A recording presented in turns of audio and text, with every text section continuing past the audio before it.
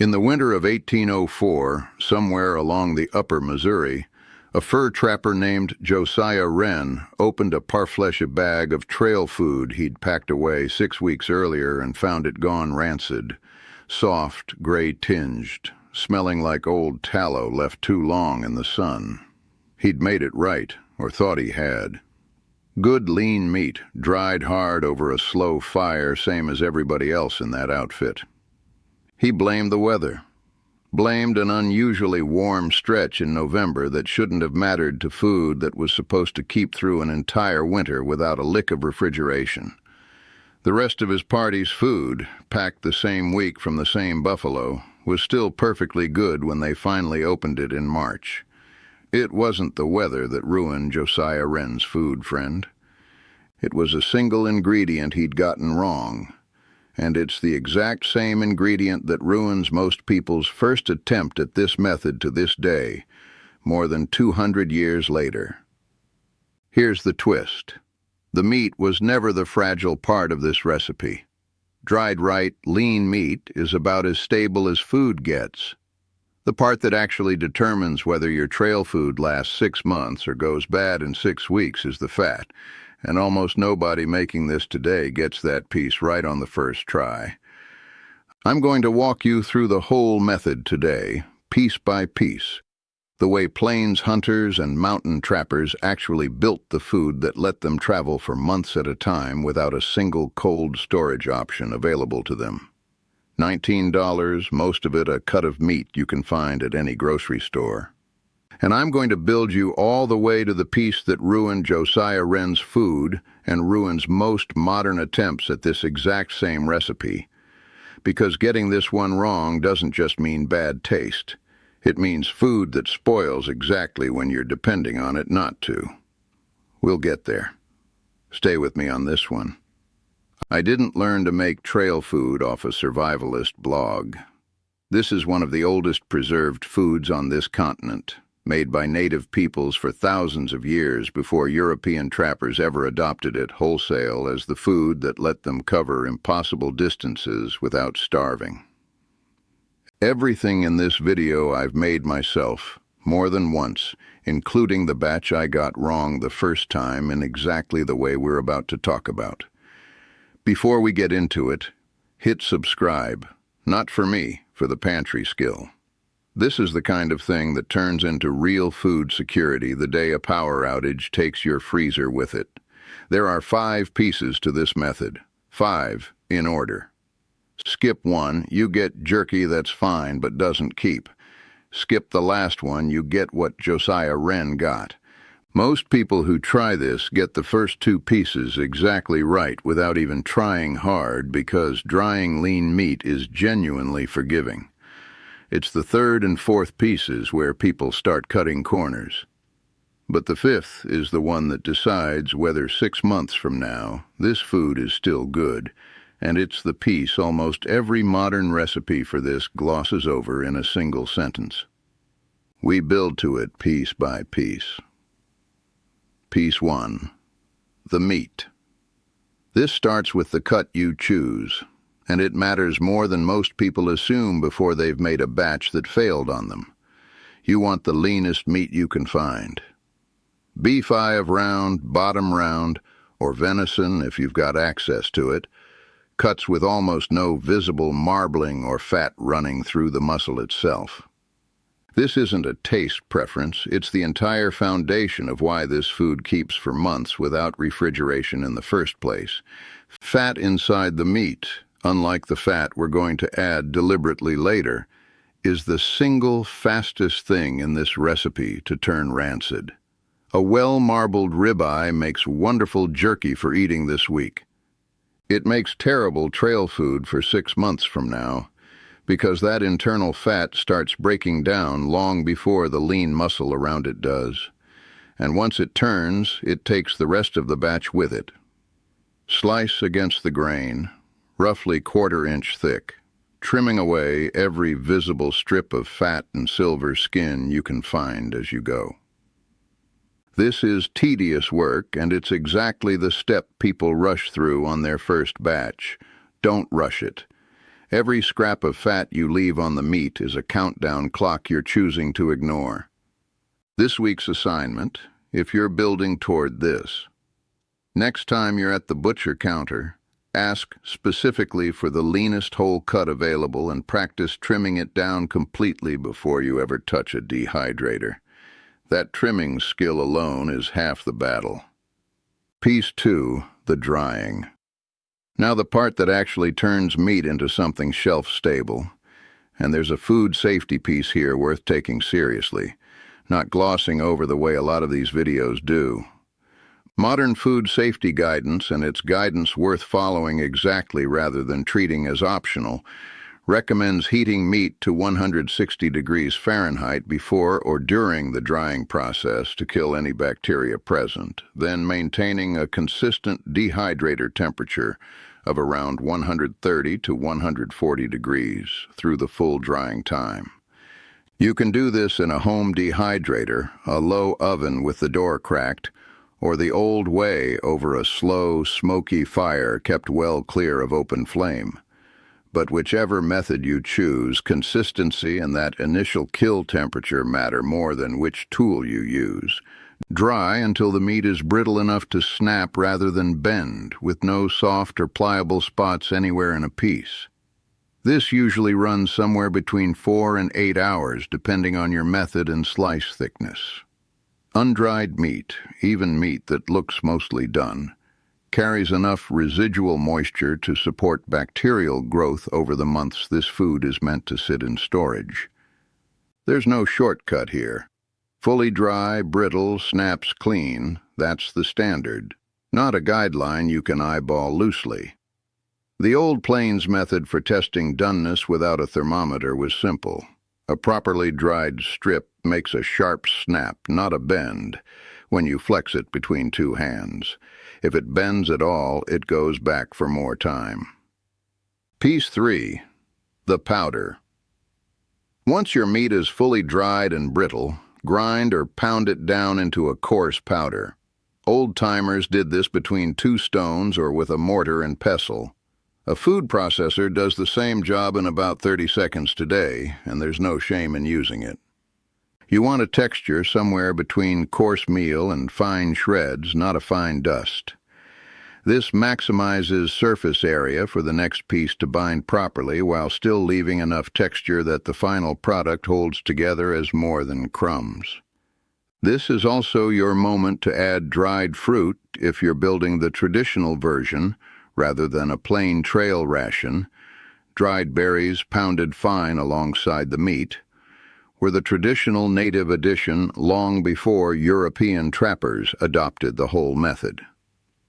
Chokecherries, blueberries, or cranberries all work. Dried completely first, ground in with the meat powder. Beyond flavor, this addition carries real functional value we'll come back to in a moment. Pattern break. Everything up to here, most home cooks get right on the first attempt. Lean meat, thorough drying to the correct temperature, a reasonably fine powder. 3 pieces, and if you stopped here with plain dried meat powder, you'd genuinely have a food that keeps for months on its own. What's coming next is the piece that ruined Josiah Wren's trail food in 1804, and it's the exact piece where almost every modern recipe for this online gets sloppy, because it's more work than just melting a stick of butter into the mix and calling it done. Piece 4, the fat. This is the piece that decides everything, friend, and it's the one people get wrong more than any other step in this entire process. You do not want lard, and you do not want fresh, unrendered fat trimmings straight off a cut of meat. You want pure, properly rendered tallow, beef sweet, the hard fat surrounding the kidneys, slowly rendered down over low heat until every trace of moisture and connective tissue has cooked out, leaving behind clear, pure fat that hardens white and clean when it cools. Here's why this distinction is the entire ball game. Any moisture, any bits of protein or connective tissue left in your fat gives bacteria and mold something to work with over the months ahead. and gives the fat itself a head start toward rancidity. Properly rendered tallow, cooked low and slow until it's completely clear and free of any cloudiness or solid bits, strained through cheesecloth to catch every remaining fragment, is remarkably stable at room temperature specifically because there's nothing left in it to spoil. Render your sweat in a heavy pot over the lowest heat your stove offers for as long as it takes, often 2 to 3 hours, stirring occasionally until what's left is clear golden liquid with solid cracklings floating in it. Strain that liquid through cheesecloth or a fine mesh into a clean container. What you're left with is pure tallow, and it's the single most important $19 in this whole recipe, because beef sweet runs somewhere around $4 to $6 a pound at most butcher counters. Mix your rendered tallow into your meat powder while the tallow is still warm and liquid, roughly equal parts fat to meat powder by weight for traditional trail food, though you can lean leaner if you prefer a firmer, less rich result. Work it through thoroughly until every bit of meat powder is coated and bound. Press the mixture firmly into a container or form it into bars, and let it cool completely until it sets hard. This is almost certainly what went wrong for Josiah Wren back in 1804. Rendered in a hurry over too high a heat without straining out every last fragment of connective tissue, his fat carried exactly the kind of residual moisture and protein that gives rancidity a head start regardless of how well the meat itself was dried. 2 batches, same meat, same week. The only real variable was how carefully the fat was rendered. Piece 5. Storage and the real shelf life. The last piece is what you do with it once it's made, and it's the piece that actually delivers on the 6 months this method promises. Properly rendered tallow is naturally resistant to rancidity in a way fresh fat never is. But it isn't immune to it, and 3 things speed rancidity along regardless of how well you rendered your fat: light, heat, and air exposure. Store your finished trail food wrapped tightly. Old-timers used parfleche, raw hide folded and sealed, or cloth bags. Wax paper and an airtight container do the same job today, kept cool and dark. A root cellar, a cool pantry shelf, or genuine refrigeration if you have it and don't mind the redundancy, all work. A hot garage or a sunny windowsill will cut your 6 months down to a fraction of that, no matter how well you rendered your fat. This is where those dried berries from Piece 3 earn their place beyond flavor. Many wild berries carry natural antioxidant compounds that measurably slow fat oxidation, which is the actual chemical process behind rancidity. It's not folklore that native trail food traditions across this continent commonly included dried fruit in their preserved meat and fat rations. It very likely extended shelf life meaningfully alongside adding flavor and nutrition, long before anybody understood the chemistry behind why it worked. Check your stored batch periodically. Properly made trail food should smell clean and slightly savory, not sharp, sour, or like old cooking oil left out too long. Any hint of that sour off smell means the fat has started to turn, and that batch should be used soon or discarded rather than trusted for the long haul. This isn't a food you make once and forget about for 6 months without ever checking on it. It's a food you make correctly, store correctly, and still keep an eye on, the same way any homesteader worth their salt checked their root cellar through the winter instead of assuming everything down there was fine. Bringing it together. So here's your whole method, friend, laid out plain. Choose the leanest meat you can find and trim it completely. Dry it to 160 degrees initial kill temperature. Then hold it at a consistent 130 to 140 until every piece snaps brittle with no soft spots anywhere. Grind it to a coarse powder, with dried berries worked in if you're building the traditional version. Render pure, clean tallow low and slow, strained thoroughly, and bind it into your meat powder while still warm. And store the finished food wrapped tight, cool, and dark, checking on it periodically rather than trusting it blindly for 6 months straight.